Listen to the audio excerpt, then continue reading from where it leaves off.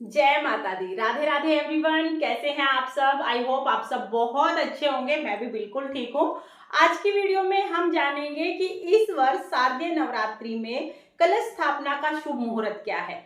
साथ ही हम ये भी जानेंगे कि नवरात्रि का व्रत कैसे किया जाता है, क्या क्या नियम होते हैं, कौन इस व्रत को कर सकता है, कौन नहीं कर सकता है, कलश स्थापना हमें किस दिशा में करनी है, किस समय करनी है, जवारे हमें किस दिशा में रखने हैं। जो भी आपके नवरात्रि से संबंधित सवाल हैं, उन सभी सवालों का जवाब इस वीडियो में देंगे। तो वीडियो को आप अंत तक जरूर देखना ताकि आपका जो भी संशय है, जो भी डाउट है, वो क्लियर हो सके। तो चलिए वीडियो शुरू कर देते हैं। सबसे पहले जान लेते हैं कि कलश स्थापना का समय क्या है। तो देखिए, इस वर्ष यानी 2024 में 3 अक्टूबर के दिन नवरात्रि का प्रारंभ हो रहा है। कलश स्थापना का समय 3 अक्टूबर सुबह 6:19 से 7:22 तक का है। सुबह सुबह आप कलश स्थापना कर लीजिएगा। सबसे ज्यादा शुभ मुहूर्त सुबह 6:19 से 7:22 तक का है। लेकिन अगर आप इस समय पर कलश स्थापना नहीं कर पाए हैं, क्योंकि बहुत जल्दी का समय है, अगर इस समय पर आप कलश स्थापना ना कर पाए तो फिर आप अभिजीत मुहूर्त में कलश स्थापना कर सकते हैं। कलश स्थापना का जो दूसरा मुहूर्त है, अभिजीत जो मुहूर्त है, वो 3 अक्टूबर दोपहर 11:52 से 12:45 तक का है। तो आप सुबह कलश स्थापना कर लीजिएगा। सुबह अगर नहीं कर पाए हैं किसी कारण से, तो फिर आप अभिजीत मुहूर्त में दोपहर में 11:52 से 12:45 तक कलश स्थापना कर सकते हैं। तो पूजा का शुभ मुहूर्त हमें पता चल गया है। आप जान लेते हैं कि हमें पूजा कैसे करनी है। तो देखिए, नवरात्रि की पूजा के लिए हमें जो जो सामान चाहिए वो सारा सामान मैंने दिखा दिया है। आप वो वीडियो एक बार चेक कर लीजिएगा, उसमें सारी सामग्री दिखाई हुई है। उसमें कुछ डाउट्स हैं, वो मैं आपको बता देती हूँ। देखिए, जो आपको आसन लेना है, जो लाल रंग का कपड़ा हम बिछाते हैं चौकी पर, वो कपड़ा नया लेना जरूरी नहीं है। अगर आपके पास पिछले साल का या पहले का कोई भी पूजा का कपड़ा है बिछाने का, तो आप उसको धो के साफ करके उसी को दोबारा से बिछा के उस पर पूजा कर सकते हैं। कपड़ा साफ होना चाहिए। इसके साथ ही बहुत सारे लोगों का सवाल है कि क्या हमें हर बार नई मूर्ति लेके आनी होती है। तो जी बिल्कुल नहीं। अगर माता रानी की मूर्ति आपके पास है, आपके घर में जो माता रानी की मूर्ति है, आपके मंदिर में जिसकी आप रोजाना पूजा करते हैं, वो माता रानी की जो मूर्ति है, उन्हीं का पूजन आप नवरात्रि में कर सकते हैं। अगर आपकी मूर्ति खंडित हो गई है तो फिर आपको नई मूर्ति लेके आनी होती है। लेकिन अगर आपकी मूर्ति बिल्कुल ठीक ठाक है तो आप गंगा जल के छींटे लगाकर उसके बाद आप जो मूर्ति है, आपकी माता रानी का जो भी स्वरूप है, मूर्ति या फोटो, उनका पूजन आप कर सकते हैं। हर बार नई फोटो मूर्ति लेके आने की जरूरत नहीं होती है। इसके साथ ही बहुत से लोगों का सवाल था कि क्या मिट्टी की मूर्ति का विसर्जन करना जरूरी है।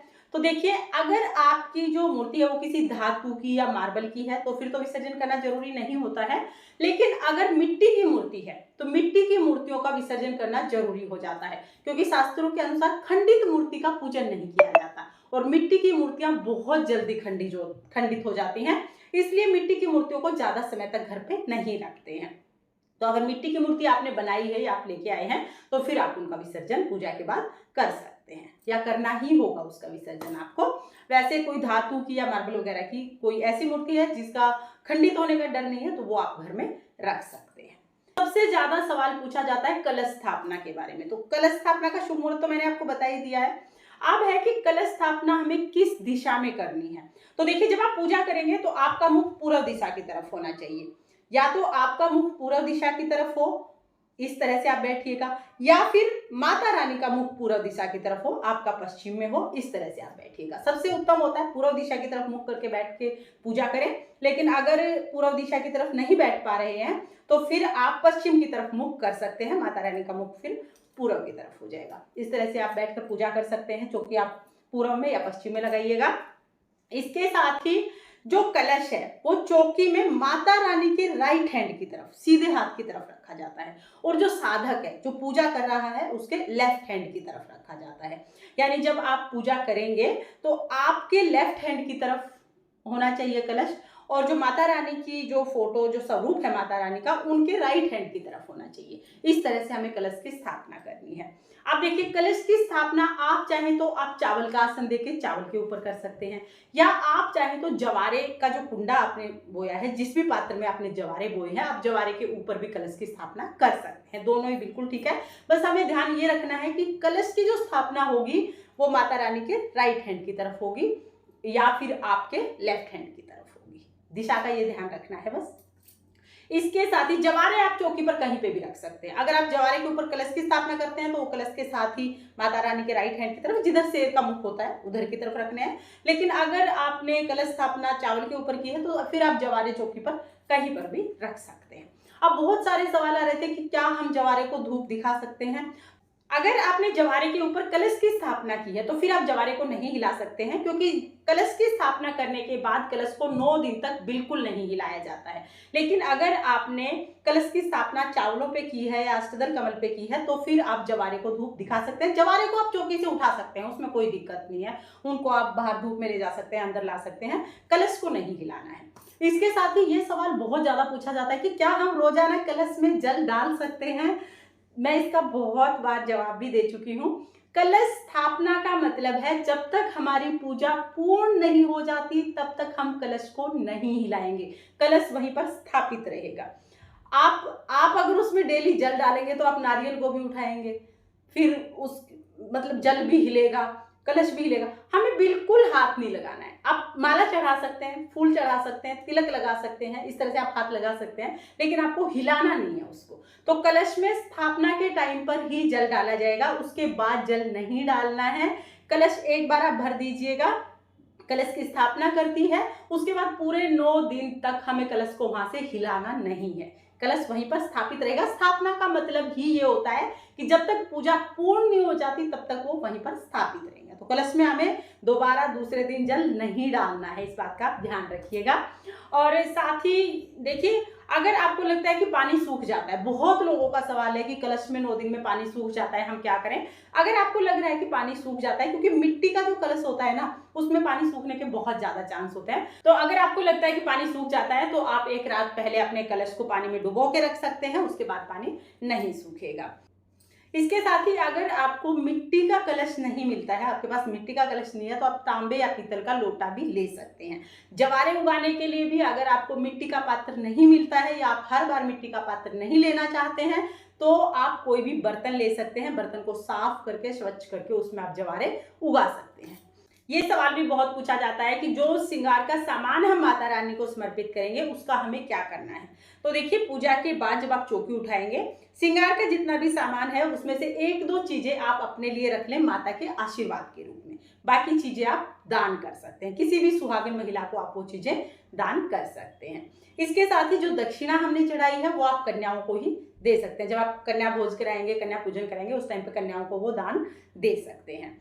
साथ ही सवाल आता है कि जो नारियल हमने कलश पे रखा है बाद में उसका हमें क्या करना है। तो देखिए, बहुत से लोग जो कलश का नारियल है उसको मंदिर में चढ़ा के आते हैं, बहुत से लोग उस नारियल का विसर्जन कर देते हैं। हमारे यहाँ पर तो कलश का जो नारियल है वो कन्या पूजन के दिन प्रसाद के रूप में पहले कन्याओं को दिया जाता है, उसके बाद घर में सब सदस्य उसको ग्रहण कर लेते हैं। आप चाहें तो आप उसे प्रसाद के रूप में समय बांट सकते हैं या आप चाहें तो उसका विसर्जन भी कर सकते हैं। इसके साथ ही सवाल पूछा जाता है कि नवरात्रि में अगर हम व्रत नहीं कर रहे तो क्या हम कलश स्थापना कर सकते हैं, क्या हम जवारे उगा सकते हैं। तो जी हाँ, बिल्कुल। अगर किसी कारण से आप व्रत नहीं कर पाते हैं तो भी आप पूरे 9 दिन तक माता रानी का संपूर्ण विधि से पूजन कर सकते हैं, कलश की स्थापना कर सकते हैं, जवारे उगा सकते हैं, दोनों टाइम माता रानी का बहुत अच्छे से पूजन कर सकते हैं। कलश स्थापना करना बहुत ज्यादा शुभ माना जाता है, तो कलश स्थापना हो सके तो आप जरूर कीजिएगा। इसके साथ ही सवाल पूछा जा रहा है कि क्या हम 2 व्रत कर सकते हैं। तो जी हाँ, बिल्कुल, आप 2 व्रत कर सकते हैं, 5, 7 या 9 व्रत आप कर सकते हैं। जैसा संभव हो उतने व्रत आप जरूर कीजिएगा। बहुत से लोगों का सवाल है कि क्या कुंवारी कन्याएं माता रानी को श्रृंगार का सामान समर्पित कर सकती हैं। तो भाई बिल्कुल कर सकती हैं, जरूरी नहीं है कि आप समर्पित करें, लेकिन अगर आपकी इच्छा है तो आप माता रानी को श्रृंगार का सामान समर्पित कर सकते हैं। अब एक सवाल है कि हम जॉब करते हैं और अखंड ज्योत जलाना चाहते हैं, घर में बाकी कोई भी नहीं है, तो हम अखंड ज्योत कैसे जलाएं। तो देखिए, अखंड ज्योत जब हम जलाते हैं तो घर में किसी ना किसी का रहना जरूरी होता है। बहुत ज्यादा देर के लिए घर को खाली नहीं छोड़ा जाता। अगर 5-7 मिनट में आपको कहीं जाना है, 5-7 मिनट में आप वापस आ सकते हैं तो फिर भी आप छोड़ सकते हैं, लेकिन 2-3 घंटे के लिए या ज्यादा देर के लिए घर को खाली नहीं छोड़ते हैं, क्योंकि अखंड ज्योत की हमें देखभाल करनी होती है। तो अगर आप घर पे नहीं रहते हैं और फिर आप अखंड ज्योत जलाना चाहते हैं तो फिर आप किसी शक्ति पीठ में या किसी मंदिर में अखंड ज्योत जलवा सकते हैं। वहां पर आप बाती, घी वगैरह दे के आ जाइएगा, वो आपके नाम की अखंड ज्योत जला देंगे। आप डेली उस ज्योत का दर्शन करके आ सकते हैं। अगर आप घर पे ही रहते हैं तो फिर आप, या आप नहीं रहते, कोई और घर पे है, 24 घंटे कोई ना कोई घर पे रहता है, तो फिर आप अखंड ज्योत जला सकते हैं। थोड़ी बहुत देर के लिए अखंड ज्योत को छोड़ के आप, जैसे आपको कोई चीज लेके आनी है तो आप लेके आ सकते हैं, उसमें कोई दिक्कत नहीं है। ज्यादा देर के लिए ज्योत को सूना नहीं छोड़ा जाता है। एक सवाल बहुत ज्यादा पूछा जा रहा है कि हम महिलाओं का कुछ समय ऐसा होता है, महीने में कुछ दिन हम पूजा नहीं करते हैं, अगर ऐसे समय में नवरात्रि आ जाए तो फिर क्या करें। तो देखिए, अगर ऐसे समय में नवरात्रि है तो घर में कोई और सदस्य पूजा कर लेगा। आप व्रत कर सकते हैं, पूजा नहीं कर सकते। ऐसे टाइम पर विग्रह या मूर्तियों को हाथ नहीं लगाते हैं, पूजा के सामान को भी हाथ नहीं लगाते हैं। तो आप इस टाइम पर मानसिक रूप से माता का ध्यान कर सकते हैं और व्रत आप कर सकते हैं। पूजा घर में कोई और कर लेगा, जब आप ठीक हो जाओगे तब आप पूजा कर लीजिएगा। तो आप व्रत बिल्कुल कर सकते हैं, मानसिक रूप से माता रानी का ध्यान कर सकते हैं, मंत्रों का जाप कर सकते हैं, कथा वगैरह आप दूर से सुन सकते हैं। अब एक सवाल पूछा जा रहा है, क्या हमें रोजाना पान का भोग लगाना चाहिए। तो देखिए भाई, अगर आप लगा सकते हैं तो बहुत अच्छी बात है, लेकिन अगर आप रोजाना पान का भोग नहीं लगा पाते हैं तो कम से कम स्थापना के दिन आपको पान का भोग जरूर जरूर लगाना चाहिए। मीठा पान मिल जाता है तो मीठे पान का भोग लगा दीजिए, नहीं तो पान के पत्ते पर पतासा, लौंग, इलायची, सुपारी रख के आप उसका भोग लगा सकते हैं। अगर किसी कारण से आपको पान का पत्ता भी नहीं मिलता है तो फिर आप लौंग और इलायची का भोग लगा दीजिए। ठीक है, तो चलिए अब ये जान लेते हैं कि हमें नवरात्रि का व्रत कैसे करना है, क्योंकि आई होप आपके लगभग सारे सवालों के जवाब हो गए होंगे। फिर भी अगर कोई सवाल रह जाता है तो आप कमेंट कर देना, मैं रिप्लाई करने की कोशिश करूंगी। अभी ये जान लेते हैं कि हमें नवरात्रि का व्रत कैसे करना चाहिए। तो देखिए, नवरात्रि के व्रत करने के 3 तरीके होते हैं। 3 तरह से नवरात्रि का व्रत किया जाता है। सबसे पहला जो तरीका है, इसमें नवरात्रि के फलाहार व्रत किए जाते हैं और ज्यादातर लोग नवरात्रि के फलाहार व्रत ही करते हैं। इसमें पूरे 9 दिन तक अन्न नहीं खाया जाता है, पूरे 9 दिन तक फलाहार किया जाता है। सुबह उठ के नहा धो के माता रानी का पूजन करेंगे। माता रानी का पूजन करने के बाद आप दिन में चाय पानी पी सकते हैं। अगर आप पूरा दिन बिना कुछ खाए नहीं रह पाते तो आप कोई फल वगैरह खा सकते हैं। शाम के टाइम हमें माता रानी का पूजन करके, आरती करके उसके बाद फलाहार करना होता है। आप फलाहार बना सकते हैं, साबूदाना, कुट्टू, आलू या फल फ्रूट, इनसे बनी हुई चीजें आप खा सकते हैं। दूध से बनी हुई चीजें भी आप खा सकते हैं, यानी आपको फलाहार ही करना है। पूरे 9 दिन तक फलाहार व्रत करना है। कन्या पूजन करने के बाद फिर जो कन्या पूजन का जो प्रसाद बनाते हैं हम, हलवा पूरी चने का जो प्रसाद बनाते हैं, वो प्रसाद खाकर हम व्रत को पूर्ण करते हैं। तो पहला तरीका है कि नवरात्रि के व्रत फलाहार किए जाते हैं। दूसरा जो तरीका है, उसमें नवरात्रि के व्रत आप एक समय भोजन करके भी कर सकते हैं। अगर आप बीमार हैं, प्रेग्नेंट हैं या किसी और कारण से आप पूरा दिन भूखे नहीं रह पाते हैं तो आप नवरात्रि के व्रत एक समय भोजन करके भी कर सकते हैं। सुबह सुबह स्नान आदि करने के बाद माता रानी का पूजन करेंगे। पूजन करने के बाद आप चाय पानी पी सकते हैं। शाम के समय फिर हम पूजन करेंगे। उसके बाद आप शुद्ध सात्विक बिना प्याज लहसुन का भोजन कर सकते हैं। तो पूरे 9 दिन तक आप इस तरह भी एक समय भोजन करके नवरात्रि के व्रत कर सकते हैं। इसके साथ ही जो तीसरा तरीका है, ये सबसे कठिन व्रत माने जाते हैं। इसमें लौंग का जोड़ा खा के नवरात्रि का व्रत किया जाता है। यानी जो भी नवरात्रि के व्रत करते हैं वो पूरे दिन में 1 या 2 जोड़ा लौंग खाते हैं और पानी पी लेते हैं। मतलब लौंग का जोड़ा लिया, वो खाया और पानी पी लिया, बस। उसके अलावा कुछ भी नहीं खाते पीते हैं। ये जो लौंग के जोड़े वाले व्रत हैं, ये किसी विशेष मनोकामना की पूर्ति के लिए किए जाते हैं। सब लोग नहीं करते हैं, बहुत कम लोग करते हैं। किसी ने कोई कामना मांगी हो, कोई मन्नत मांगी हो, वो पूरी हो जाती है, या कोई मन्नत आगे के लिए कोई मांग रहा है तो विशेष मनोकामनाओं की पूर्ति के लिए ये लौंग वाले व्रत किए जाते हैं। कुछ लौंग के व्रत कर लेते हैं, कुछ किशमिश के व्रत कर लेते हैं कि 2 किशमिश खाएंगे, 2 मनक्का खाएंगे या 2 लौंग खाएंगे। इस तरह के व्रत होते हैं। तो ये 3 तरह के व्रत हैं जो नवरात्रि में किए जाते हैं। सभी व्रत कन्या पूजन होने के बाद पूर्ण किए जाते हैं। कन्या पूजन में हलवा पूरी चने का प्रसाद बनेगा। कन्याओं को प्रसाद जिमाने के बाद फिर व्रत का पारण कर लिया जाता है, व्रत खोला जाता है। इस तरह से नवरात्रि के व्रत किए जाते हैं।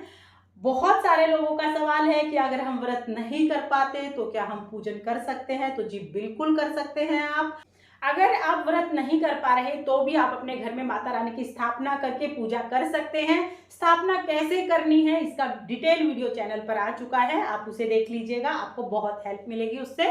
इसके साथ ही अगर आप जॉब करते हैं, स्टूडेंट हैं या किसी भी और कारण से, किसी के पास ज़्यादा जगह नहीं होती, किसी के पास ज़्यादा सामग्री नहीं होती, आप बहुत सरल तरीके से माता रानी का पूजन करना चाहते हैं, तो बिना जवारे उगाए, बिना कलश स्थापना किए आप पूजा कैसे करेंगे, इसका वीडियो भी चैनल पर आ चुका है, आप उसे देख लीजिएगा और तब आप पूजा कीजिएगा।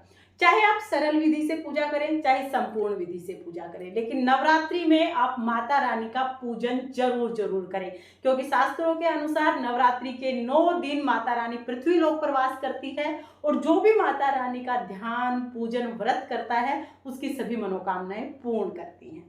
तो आप भी नवरात्रि में माता रानी का पूजन जरूर जरूर कीजिएगा। और नवरात्रि के 9 दिन तक हमें क्या क्या भोग लगाना है, माता के प्रिय भोग कौन से होते हैं, किस दिन कौन से रंग के वस्त्र पहनने चाहिए, ये टोटल सारे वीडियोज आपको चैनल पर मिल जाएंगे। इनको भी आप एक बार जरूर देखना ताकि आपको नवरात्रि के विषय में संपूर्ण जानकारी मिल सके। आई होप आपके सारे डाउट्स क्लियर हो गए होंगे, लेकिन फिर भी अगर कोई डाउट है तो कमेंट करके जरूर बताना, मैं रिप्लाई करने की पूरी कोशिश करूंगी। शुभ मुहूर्त में आपको फिर से बता देती हूँ, इस वर्ष यानी 2024 में नवरात्रि 3 अक्टूबर को है और शुभ मुहूर्त 3 अक्टूबर को सुबह 6:19 से 7:22 तक का है। इसके बाद अगर आप इस समय पर पूजन नहीं कर पाते हैं तो इसके बाद जो अभिजीत मुहूर्त है वो 11:52 से 12:45 तक का है। तो इस समय पर आप कलश स्थापना कर लीजिएगा। ये नवरात्रि आपके और आपके परिवार के लिए बहुत बहुत मंगलमय हो। इसी कामना के साथ फिर मिलेंगे किसी और वीडियो में, तब तक के लिए जय माता दी, राधे राधे।